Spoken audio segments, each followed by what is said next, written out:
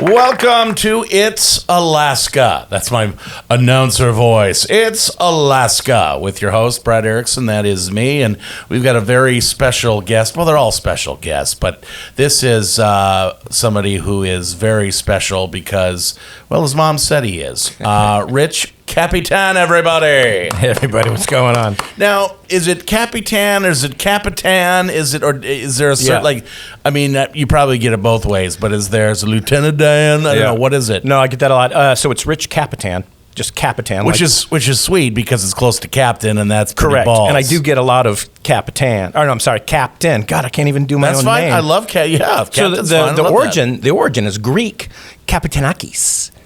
And I think I would have rather had Kapitanakis than Capitan. No, I don't think you would. No. With a K, too. Does it have a meaning then? If it's it does. Greek? It means little captain. Little Captain. So it's full circle, I guess. So just call me Captain. Yeah. Forever in my heart, you will now be my little captain. Aye, Skipper. That is right. awesome. All right, I'm eBaying for a little captain hat right now. Like a tiny Gilligan.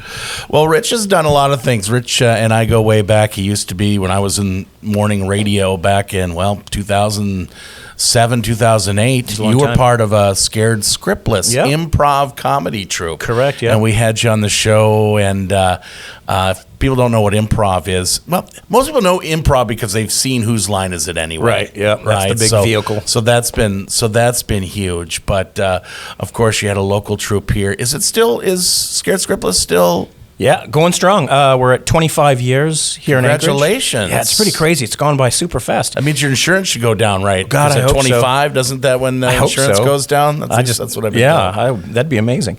Started off at Side Street Espresso, I think in 2000. Yeah, so really? I've come a long way, 25 years. I've been a part of it for 20, which is incredible. Again, it's gone super fast. To do anything that long, especially nowadays, is a long time. Is amazing. Yeah, whether it's a business or something like that, and improv's not easy. What kind of, like, if somebody goes, man, I'd like to try improv, what are the skills do you need to have?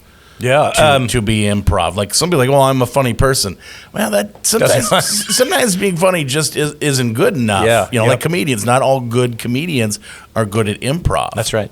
Oh, a lot of the basic skills are listening, just being in the moment. So mostly men are not good at improv. No, in fact, most married men are not good at improv. That's right. I'm lucky I've made it this far. Listening, being present, just accepting. If you give me something, I'm gonna, as they say, yes, and I'm gonna accept what you said and maybe take it and run with it or build on it. So there's definitely some skills that you want to learn. You can't. Quick wit, obviously. It does help. Quick wit, yeah, and even if you're like, well, I don't think fast. There's a lot of training stuff and games and literally just doing the reps, repetition, doing these things over the years. You get better. You get faster on your feet. So I wouldn't say that's a hold up, or a hang up for people. If they're like, I'm not quick on my feet. You learn it. It's just like a muscle. Is it something you can, like I noticed on your website, you also do a thing called ComedySportz. Yes, sir. And that's another thing we'll talk about here in just a little bit. But I saw that you guys do classes as well. So if you're interested in doing improv, you actually can teach people and see if it's something that they want to do. Absolutely. Instead of just getting up on stage like, well, you really bombed there. Right. Yeah, that's probably not for me. Right. No, we've got a thriving class structure right now with Scared Scriptless. And go to the website or go to the Facebook page, watch the socials. I think they're getting ready to launch some new ones coming up in 2026. But you learn the basics. And of course there's a structure. There's the 101, 201 kind of thing. And it's you come in fresh. Maybe you don't know anything about improv. Yeah, it's all right. Can you do a little class or a course or a, maybe not a course, but like what is it, like a lesson or something or a lot? Yeah, a lot of there's. What are the word? I'm trying to think of the word. Not workshop, skill building, I guess. Yeah, one little thing that you do. Sure, let's do this. I'm going to do 7 things with you, and this is a warm up, you could say, just to kind of get your brain to go free and be loose and not get caught up in thinking. So I'm going to give you 7 things, and you're going to answer them. Okay. Are you ready, Brett? Is this like first thing that comes to mind? Yeah. Yep. First thing. Yep. And if you don't have something, just make it up. All right. Here we go. Okay. So I'm going to say 7 type of insects. Go. 7 types of insects? Yep. Go. Spider. 1, Fly. 2, Bee. 3, Honeybee. 4, Then you've got the ant. 5, And then you've got the hornet. 6. And then you've got God, this is weird. Then you've got the caterpillar. 7. There you go. I don't know if caterpillar's a deal, but That was good. okay. So that's just That was it. That's an easy question. That's just to get your mind going. Right. Now you're going to, somebody listening, oh, spider's not an insect. The point of the exercise is just to answer, and we try to answer on that beat. 1, 2, 3. And so it doesn't matter if you're quote unquote wrong or I don't have something. You just, as you did, you said bee, honeybee, sunnybee, whatever. So the point is just to answer and not get stuck in those, oh, gee, what? I already said butter. Like being in a therapist's office, there is no wrong answers. Correct. Brad. That's improv, see? And that's why a lot of us are in therapy. Yay! Yeah. No, you did it right there. That was great. So you just started a thing called ComedySportz. What is that? So ComedySportz, there's about 25 of them around the country in most of the major cities. There's one in Manchester, England. Basically, it's competitive improv that's kind of packaged as a sport. So if you've seen Scared Scriptless, it's basically that kind of show, but there's 2 teams that are versus each other, and the audience votes to see who wins. So you might have a red team and a blue team. Instead of a host, saying, all right, our next game is, it's literally a referee with a whistle. And there's some fouls, like if you go super dirty, that ref's going to, toot toot and call you out for the out of bounds foul, and there's a penalty involved and stuff. So it is rated E for everyone. So this is open, really opens it up to Anchorage. Yeah, and I'm super excited. So this is something you can bring your family to. Absolutely. With Scriptless, we've always the typical product has been what I call bar prov. It's the 8 o'clock. At 18 and older. Yeah. Yep. Yeah. So this is less of that because it is rated E for everyone. Yeah. But no, it's super fun, and I've seen several different cities. Again, they're all over the country, and. Do they have their own venues? Like I've seen like a ComedySportz bar. Yeah, some do. So the Milwaukee is like kind of the home base, and they have their own venue, their own bar. Every city's different, and every city's flavor is different. So like Vegas has a real Vegas feel. Boston's Boston. LA is super LA-ish, and that's the cool thing. I want ComedySportz Anchorage to be feel really Alaskan. And I think we're going to do that. It means animal pelts, and antlers, moose animals, calls, salmon. Maybe we won't lean that hard. Okay, but no, I think just coming up with some of our own Alaska stuff. So, perfect. Yeah, it should be a really good time. So you guys, have you done any events yet with ComedySportz, or you're just ramping? Yep, just ramping up. So the team and I have been practicing. I think we're on our 6th or 7th practice. First match. Again, it's sports themed. Now it's improv, not about sports. It's played as a sport. So, so the shows are called matches, just to kind of keep that branding. But the first match is January 9th at Williwaw. Again, rated E for everyone. So come on down to the Williwaw. Oh, nice. Yeah. Good venue there. Yeah, nice big stage there, too. Yeah, really big space. Big stage for you. Well, and Whose Line Is It Anyway is kind of a competition, but it's between the three or four folks that are on stage. Right. And then they have Drew Carey was the host at one point and things like that. They even said, the points don't matter. So it's exactly. It's kind of like that. In ComedySportz, we always say, we play to win, but we don't care if we lose. Yeah. And it's the same thing. Yeah. And the crowd is involved. Absolutely. Like the crowd will get, we'll look to the crowd to getting the voting to see who wins. And so, it's definitely interactive and participatory. That's the one. That's the one. Participant. That's the one. Yeah. That's exactly it. So January 9th at Williwaw, where can they get tickets? Great question. I got to go home and. Great question. I don't have an answer. That's my job after I get off the podcast tonight. Go to the website ComedySportsAnchorage.com and make sure that's a Z. ComedySportz Z. Yep. That's important. .com. Yep. Well, Rich is also a very important person when it comes to the Alaska Zoo. The day job. That's what pays. That what allows you correct to do the improv is the job that actually pays the bills. drills. That's the and, one. And all that. But what a fun job. So you're at the Alaska Zoo. What's your title? I'm education director. And I get to, so I'm in charge of all the camps and programs and homeschools and tours and things. So when tours and kids come in or whatever, you like, That's us. You go over the deal. And by the way, I'd like to thank you for wasting 3 hours of my day because I went on the Alaska Zoo website and I spent 3 hours just staring at the live polar bear cam. Yeah. Waiting for somebody to come out and nothing. I know. Yep. Yeah. Is there a button or something I can push? Come on. An electric shock in the butt. Perform, monkey. No, so they do have free choice, and sometimes as they should. Yeah, no, right. No, we shouldn't push it. No, God, no. I was just kidding. Out. I was kidding. No, so sometimes they're just like, you know what? I'm done peopling, and who isn't, right? Sometimes, so sometimes tired of people. Yeah. A good time to see them though is in the morning. Yeah, that's a good time. Yeah, what's like if you go on and you got to check what's the website again? It's the alaskazoo.org. Yeah, it is super cool to see. Just it was kind of cool just looking like, well, that's where the bear. And you're just waiting for something to happen. It's like a scary movie. Yeah. Like waiting for something to happen, and apparently nothing happens. No, it was the worst scary movie ever. Like nothing's happening. Michael went home. Oh.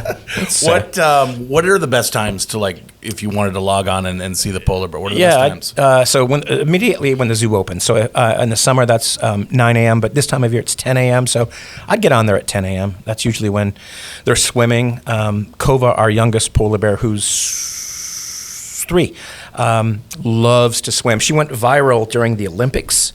Was it last summer? Oh, yeah, I remember that. Her diving technique, she does this really ridiculous. She stands up like on this edge of this little cliff, and like she'll like look to the audience and like cock her head like, check me out. And then she does this big dive. It's super fun to watch. Does she have her own TikTok page? Have you thought about that?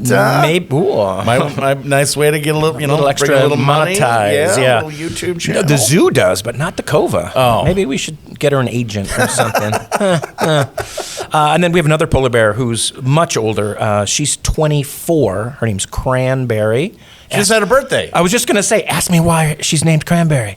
Why she's named Cranberry? Because she was born on Thanksgiving. Oh, really? See? Okay. Yeah, and it's Cran, Beary. Well, of course. Of course. That's nice. That's how you sell T-shirts to old ladies. Yeah, right. You have a polar bear named Cranberry. Cranberry, because only old people eat cranberry sauce. Let's be honest. UTI health. Well, you know what that. It's all about that urinary That's tract. right. Yeah. No, so she's really big. She's I think 550 pounds.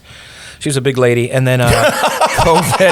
I meant that in the most respectable, healthy. She's a healthy. She's bear. a handsome She's a lady. Yeah, she's quite the handful. What? And then Kova's a bit smaller. I think she's maybe 350. So there's a big size difference. There's a big age difference. That's a petite. But she is the petite versus the.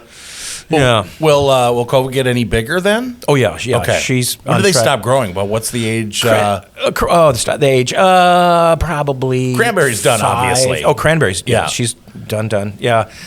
She's got a couple years left of getting big. Okay. But we don't have any males. But if we did, be super cool. Males can get up to like 1,500 pounds. Wow. Like massive bears. And how do you get them? Like how do you? We go to Walmart. Up in Barrow. You go to Walmart and just say, I'll pick that one. No. So a couple of different ways. Cranberry. Walmart really has everything, don't they? They do. Cranberry came from the Denver Zoo. She was in a breeding program, and it just didn't work out. And then Kova was an orphan that was rescued from the North Slope.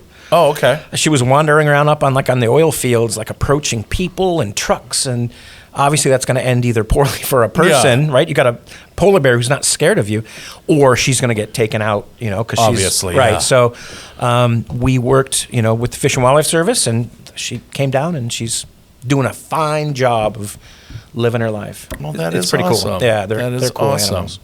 Now, the Alaska Zoo, there's zoos obviously all over the country and all over the world. Is there something that separates the Alaska Zoo from other zoos? And I've been to a lot of zoos. There are some really crappy zoos out there. Yeah. And there are like that's a cage, or that's Yeah. the living habitat for Yeah. animals. There's some bad ones out there. No, I always say the Alaska Zoo is kind of the little zoo that could. Like, we are we're a private zoo, so there's no muni funds, there's no state, there's no federal.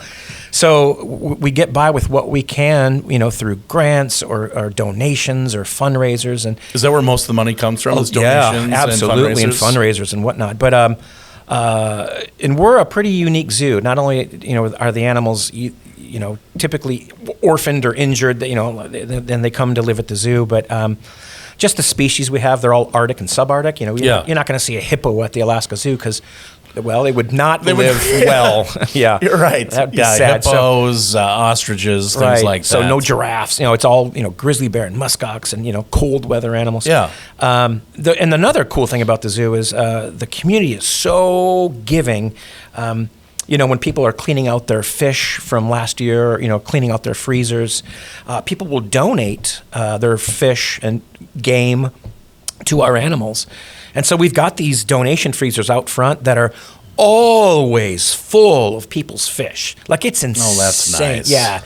And after somebody, catches a moose or a mountain goat or whatever, they'll, process it, and then they'll donate the carcass to the animals, and then they'll throw it, to the brown bears. You say it's catches, like they're chasing it, like, got you. Yeah, right. That's a nice way of putting it. Yeah. Well, see, that's my education training.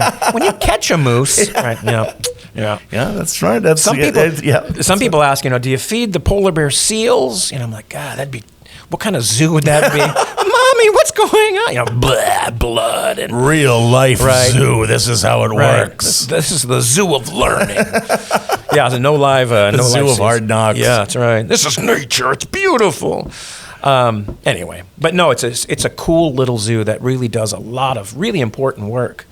We have a tiger.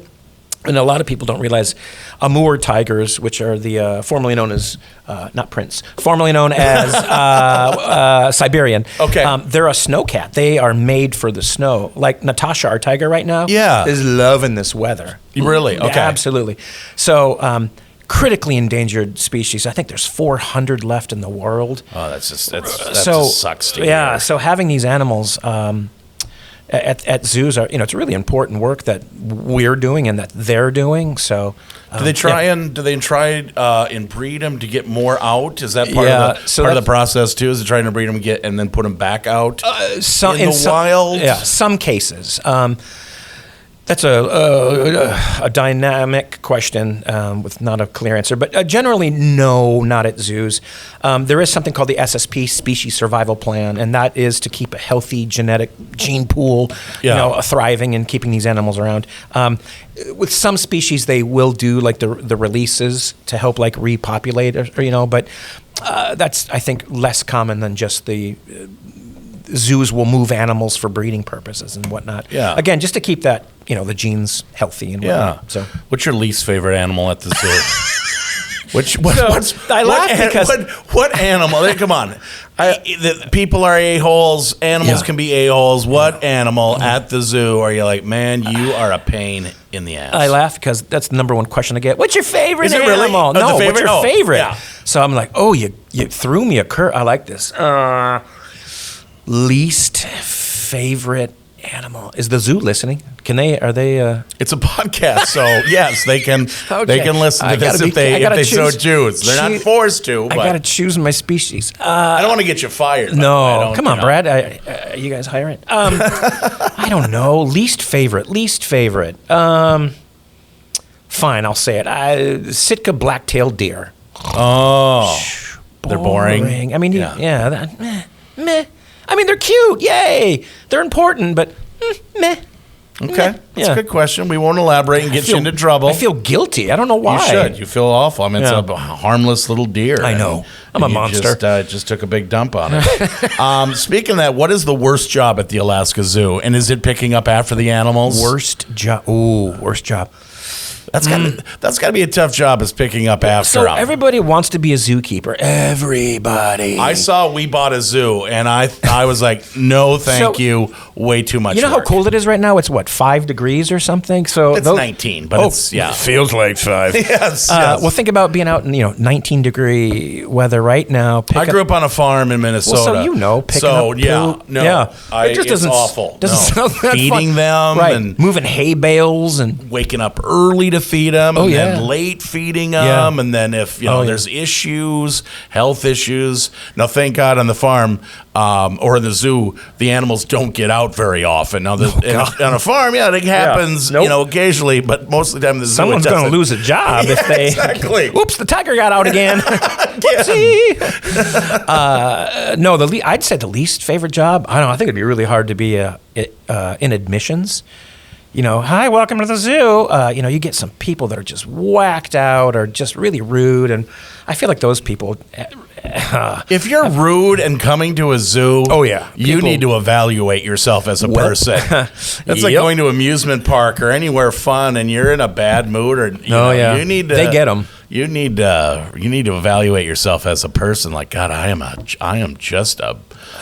a turd of a human being. That's right. I'm at a zoo. I'm at a great place, and I am crabby. Yep. Yeah. No, that's way more common than you think. Yeah. You should have a shirt for those people. Like, hey, I'm at the zoo, and I still wasn't pleased. Right. That's good. I'll talk to our marketing department. That's good. Yeah. No, I feel like those people, they've got a hard gig. So. I have all the fun. Dealing with people. Right. That's exactly animals right. is the safest and best job. Is dealing with the humans. It's the people. That sucks. Yeah. That makes sense. And I've got it good, obviously, with education. I deal with kids and people that are excited to be there. So I've got the good side of it. So, that is fun. Yeah, it's super cool. How can people help the zoo? Like you just said, it's private. You don't get state money. You don't get city money. You have to go for grants, which you don't always get. And then grants are tough because you get it one year, maybe you don't get it the next year, or however that works. How can people listening help? And this could be below, podcasts, obviously people all over the country can listen to this. Sure. People that bucket list, to come to Alaska, obviously they should stop at the zoo, but how can people help the Anchorage, Alaska Zoo? The Sitka black-tailed deer. So obviously, coming through the gates, just going to the zoo, visiting the zoo, sending friends and family to the zoo, that all helps. All of that income goes to keeping the lights on, and it's a huge part of our income. Going to Zoo Lights will start. That's an amazing thing. Yeah, it's That's super coming cool. up in the next few days. The day after Thanksgiving, so the Friday. 28th. Yep. Yeah. 5 o'clock it starts. If you want tickets, go online, alaskazoo.org. Yeah, super cool. It's very beautiful. All the different colored lights on the snow. It's super cool. And if you're dying and you don't have any place to, you don't have anybody to give your money to, the Alaska Zoo will take it. Yeah. No, that's another thing. People do. Don't give it to that evangelist. Give it. No. Come to us. The Alaska Zoo. Come to us. We need it more than they do. Praise Jesus. No, so people have done that. They've left us in estates and wills and stuff, which is always super cool. So. Go to our website, find out more. You can adopt an animal. You can give a certain amount of money. And how do I adopt an animal? That sounds awesome. Yeah, you go and fill out. I'm going to adopt a black-tailed deer in your honor. Oh no! Name it Little Captain. Oh no! Little Captain. Oh yes. Yeah. Go online, fill out the application and stuff, and it's basically just a way to support the zoo and say that I've adopted a porcupine. So does somebody else adopt that same porcupine? Oh, that's a good question. I think so. Is it like a star? I think it's like is it like when you hey, I purchased a star? Well, Right. I think it's that. I think it's. Do you get pictures of your animal? It's a blended family. No, I think you get like personalized stuff. A Christmas card from from. They actually write it. Little paw print. Oh. Yeah, that would be adorable. That would be cool. Hey, we're coming up with some good ideas here. I need to write this down. I think your bosses will be mad listening to the beginning of it, but I think now I'm working. There's some gold here. We're working here. Yeah, little paw print. Yeah, that's good. So, how many different animals do you have at the Alaska Zoo? Like species wise? Yeah, I guess. I mean, there's wolves, right? Yes, we have 2 new wolves. Okay, and those are obviously there's different kinds of wolves, right? These are from Southeast They're a little different. I hear that the Southeast Wolves are the best. Oh yeah, they're They had a preferred. good upbringing, Sure, good family life, middle class, cultured. Yeah, we did have wolves from the McGrath area, and it's funny how I've heard different. not good things about the McGrath Wolves. That's a rough group of. Yeah. Yeah, A lot of street violence. life, but they just look very different from our other wolves. But same type of wolf, same the breed. Southeast are a little different. They're a little smaller and darker. But same complete kind of same wolf. genus species. Yeah, Okay. except for the archipelago, and that's a whole other thing that we won't need to get into. I don't know. I think we have 100. I should know this as education director. Yes. Back in the hot seat. Yeah, now. I think it's 100. Don't quote at me on that, but I think it's 100. Well, just roundabout. There's 100. Right, I rounded up ones, maybe, or again, all Arctic, subarctic, or like climate. Yeah, so cold weather animals. That is awesome. It's fun. And you guys are located where? If people don't know where the zoo is at. Yeah, we're in South Anchorage, up on O'Malley Road. Just keep climbing the hill until you reach the zoo. So, and we've been there since 1969. Okay. So long time. Long time. Yeah. And if people are coming up to visit, do they need to make reservations ahead of time? They're coming up and you guys are open 24/7, right? Like 20. Not 24/7, because that would be. Oh, you're 360. Well, yeah, Right. Yeah. Come to the zoo at 4 a.m. That's a different kind of zoo right there. Holy That's crap! a whole different kind of zoo. Yes. We're only closed, I think, 2 days out of the year, so 363 days a week we're open. Okay.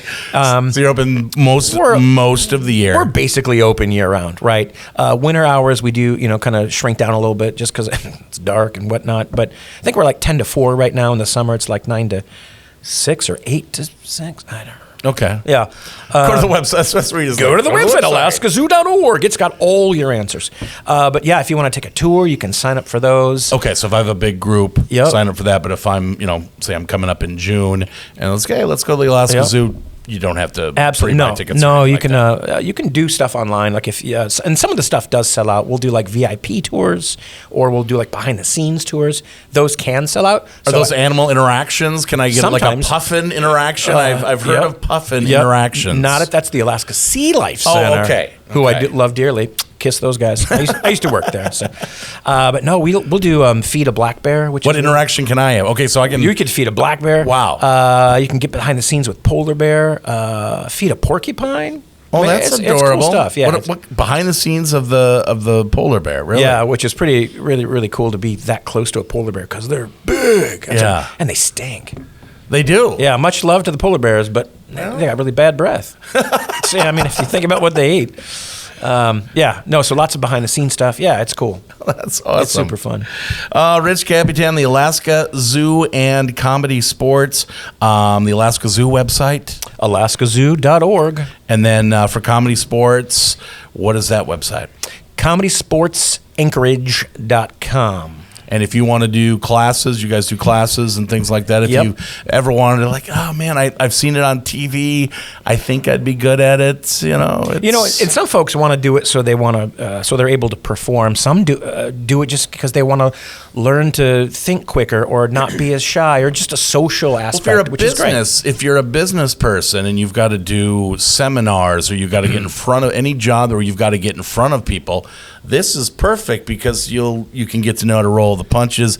People have questions they're asking you. This is a good way to get a little bit more comfortable. If you have to speak, and whether it's 5 people, 10 people in a boardroom, or you got 100 people in front of you, that'd be a great way to get comfortable with public speaking. There's something also called applied improv, and a lot of corporations will hire improvisers to teach kind of what I was talking about, like listening and agreement, and so they'll do a lot of kind of their office. If you make a mistake, culture. how do you backtrack? Right. If you say like, "Whoops, whoa, I meant," not 50 yen, I meant.